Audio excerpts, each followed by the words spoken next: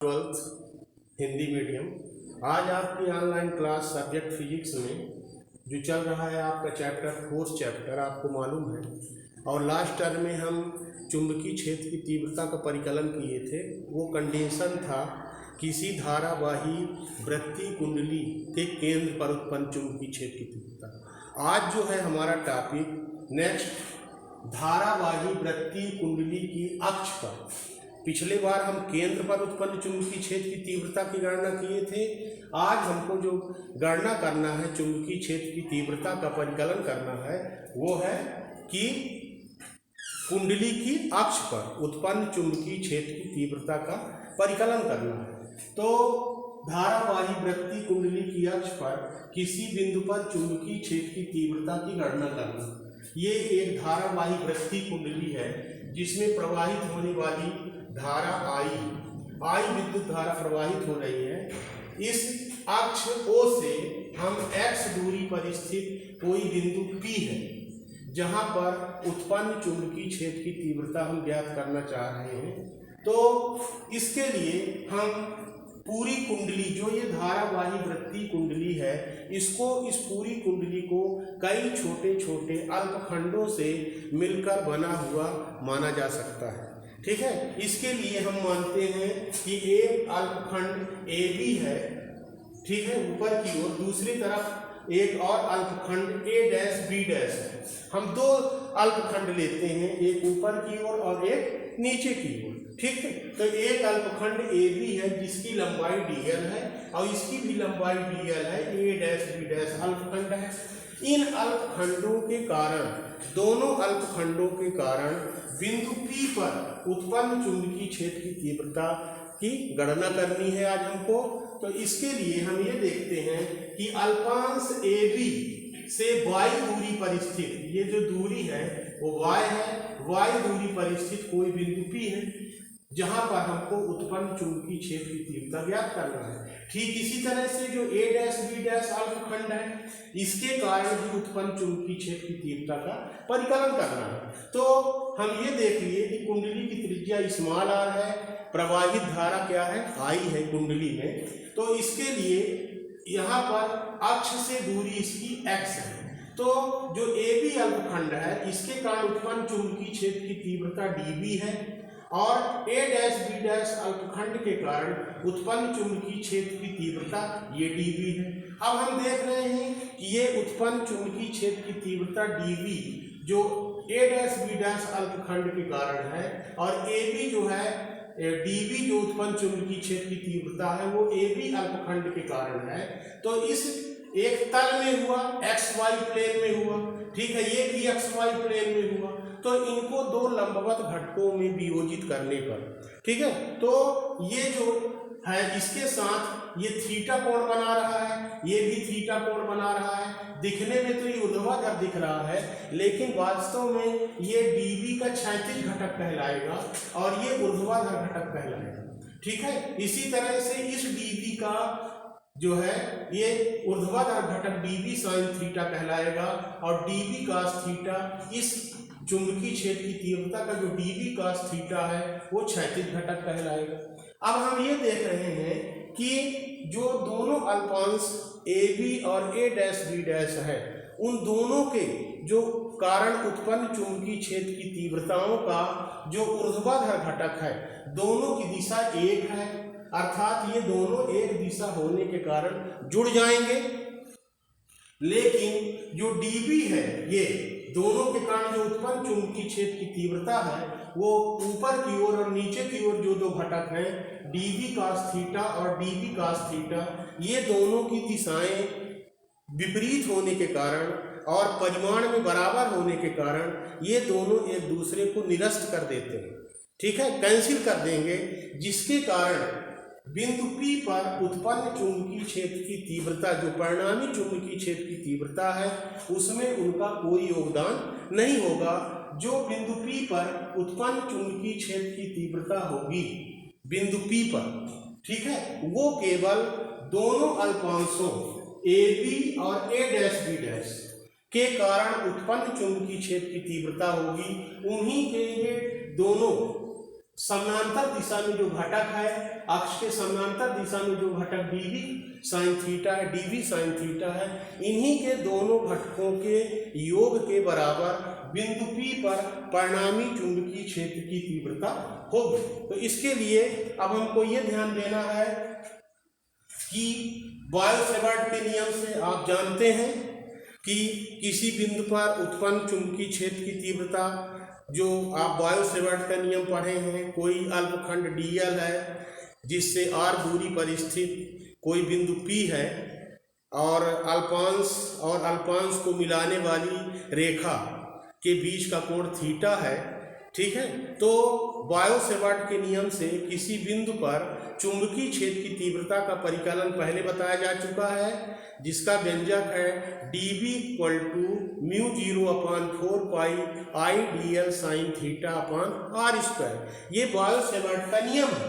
तो इस नियम के अनुसार हम यहाँ अप्लाइड करेंगे तो धारा की दिशा में तथा अल्पांश को, अब यहाँ थीटा का मान क्या है, धारा की दिशा तथा अल्पांश को बिंदु P से मिलाने वाली रेखा के बीच का कोण है थीटा, और यहाँ जो है थीटा 90 डिग्री है।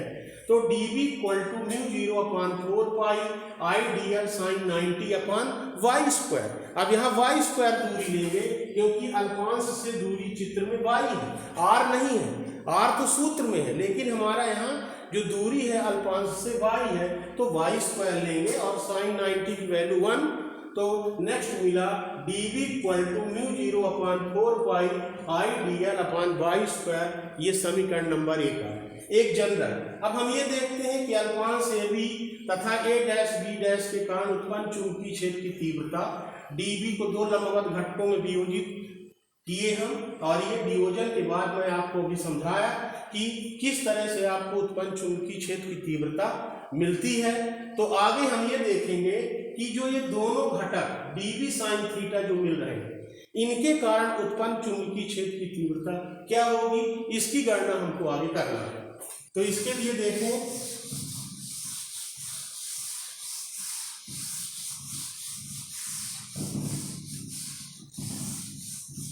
तो यहाँ पर जो उत्पन्न चुंबकीय क्षेत्र की तीव्रता जो B = होगा वो सिग्मा dB sin थीटा, जो हमको सिग्मा यहाँ इसलिए लगा दिए हैं कि योग, दोनों घटकों का योग, यहाँ चाहे 2 लिख दीजिए चाहे समेशन लिख दीजिए, सिग्मा dB sin थीटा जो बिंदु P पर उत्पन्न चुंबकीय क्षेत्र की तीव्रता होगी वो कुल होगी B = summation sigma dB sin theta.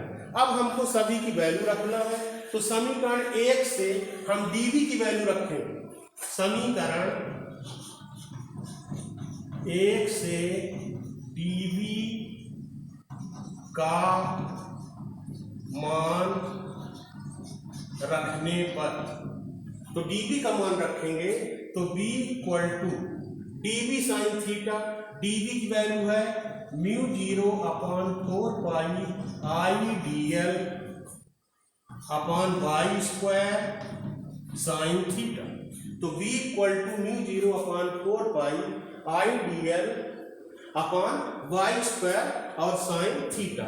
अब आपको ध्यान देना है, कुछ वैल्यू हम निकालेंगे, sin थीटा की वैल्यू निकालेंगे, y की वैल्यू निकालेंगे, dl की वैल्यू निकालेंगे चित्र की सहायता से, और इसमें वैल्यू पुट कर देंगे तो आगे की गणना हमें चुंबकीय क्षेत्र की तीव्रता मिल जाएगी।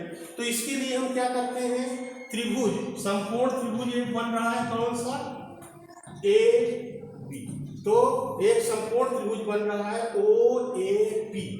तो समकोण त्रिभुज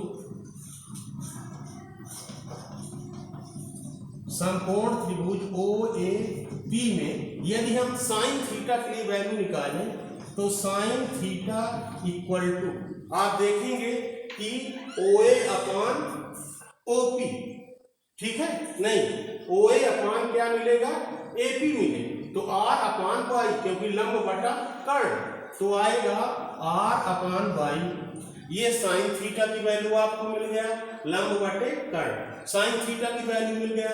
y स्क्वायर की वैल्यू निकालेंगे पाइथागोरस थ्योरम से, तो कैसे आएगा, तथा y स्क्वायर कर्ण का वर्ग बराबर आधार का वर्ग धन लंब का वर्ग, तो Y square equal to R square plus x square, तो R square plus x square. हम चाहें तो वाई की वैल्यू रख दें, Y equal to R square plus x square. ठीक है, हम रूट साइन स्क्वायर हटा दें तो मिलेगा क्या कि under root r square plus x square, root हटा देंगे, पावर 1/2। ये डिफरेंट वैल्यूज हम फाइंड करके रख रहे हैं क्योंकि हमको सूत्र में मान रखना पड़ेगा। ठीक है, तो आगे देखते हैं।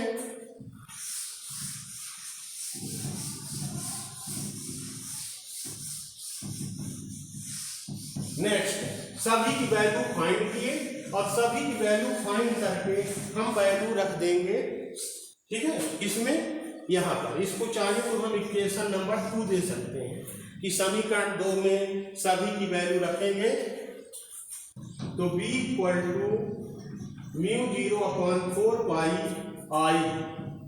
ठीक है, अब dl एक तरह का वेरिएबल है, यहाँ कई हम मान रहे हैं, कई छोटे छोटे अल्पखंडों से मिलकर बना हुआ मान रहे हैं। हम तो गणना में 2 लिए हैं, लेकिन कई छोटे छोटे अल्पखंड हो सकते हैं, तो आई साइन थीटा की वैल्यू लिख देंगे r/y, और dl की वैल्यू सिग्मा dl, और y स्क्वायर है ना, तो y स्क्वायर की वैल्यू यहाँ पर रखेंगे हम।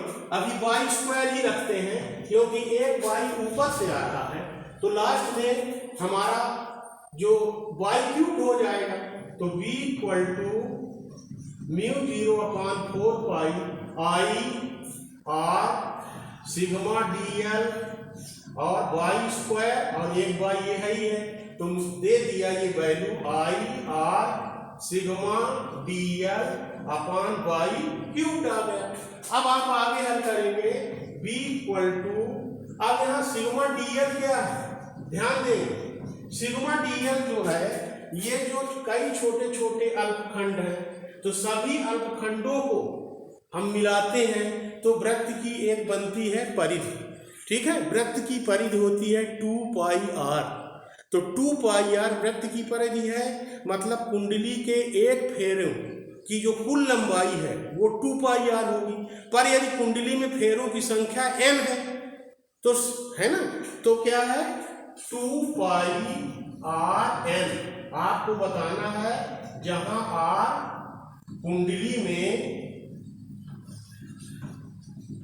फेरों की संख्या और 2 पाई r वृत्त की परिधि को, तो वैल्यू रख देंगे, तो b इक्वल टू मिलेगा I r into 2 pi r n upon y cubed की वैल्यू कैसे मिलेगा, ध्यान देंगे, वाई क्यूब्ड की वैल्यू पहले हम वाई स्क्वायर की वैल्यू रख देंगे, r square plus x square y square, और वाई की वैल्यू रख देंगे r square plus x square की पावर हाफ, क्योंकि यहाँ पर हम y की वैल्यू निकाल के रखे हैं ना, root r square plus x square होगा, तो आ जाएगा y इक्वल टू ए, और इसको सॉल्व करेंगे तो b equal to 2 pi R square N, 2 पाई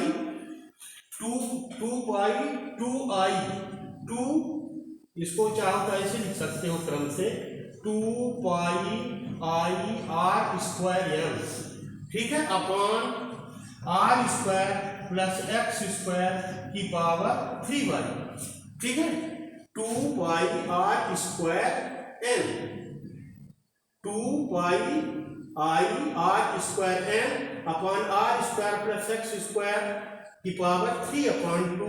ये कुंडली के अक्ष पर उत्पन्न चुंबकीय क्षेत्र की तीव्रता की गणना है, ठीक है। तो ये उत्पन्न चुंबकीय क्षेत्र की तीव्रता की गणना हम कैसे करेंगे, इस तरह से आपको उत्पन्न चुंबकीय क्षेत्र की तीव्रता की गणना हम बहुत ढंग से कर सकते हैं, कई अल्पखंडों से मिलकर बना हुआ माना जा सकता है। और इस तरह से किसी केंद्र पर यदि हम यहाँ x बराबर 0 रख दें, ध्यान दीजिए एक कंडीशन कि x बराबर 0 हो जाए, ये दूरी 0 हो जाए, तो कुंडली के केंद्र पर उत्पन्न चुंबकीय क्षेत्र की तीव्रता हमको प्राप्त हो जाएगी, ठीक है। जिस तरह से हम उत्पन्न चुंबकीय क्षेत्र की तीव्रता धारावाही वृत्ति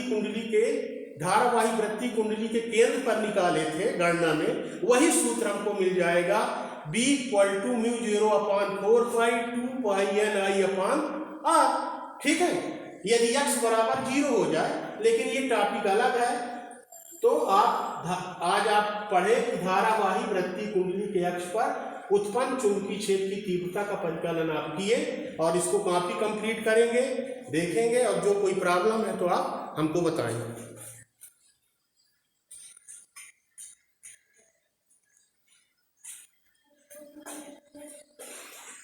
टच करिए, ऊपर टच करिए।